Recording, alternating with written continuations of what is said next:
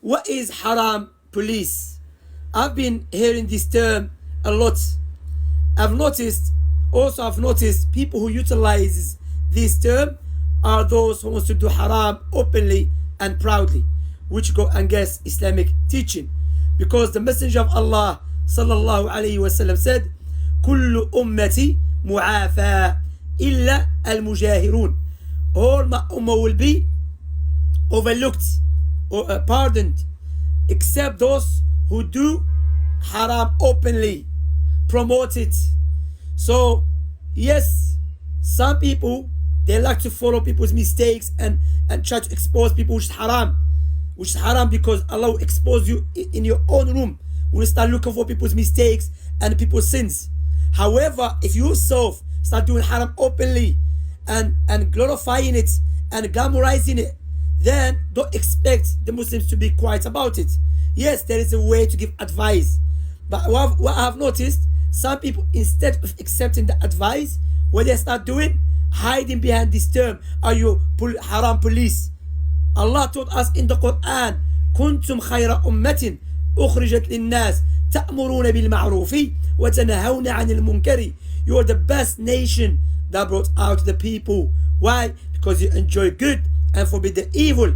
I'm not perfect, you're not perfect, so we should help one another. If I do fall into haram and a brother or a sister advise me, I should not be an arrogant and try to utilize this term haram police to hide behind it, to continue doing haram openly.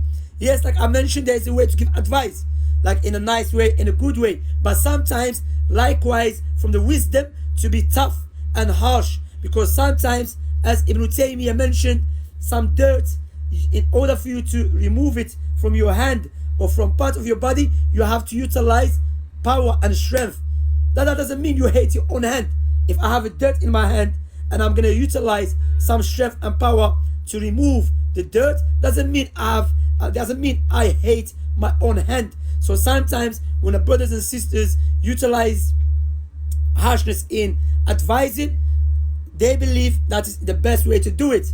Like I mentioned, of course, you have to have a knowledge, you have to be wise to know how to advise people, and you know the best place, the best time. Barakallah fikum. But we should not be utilizing this term to turn people away from advising us.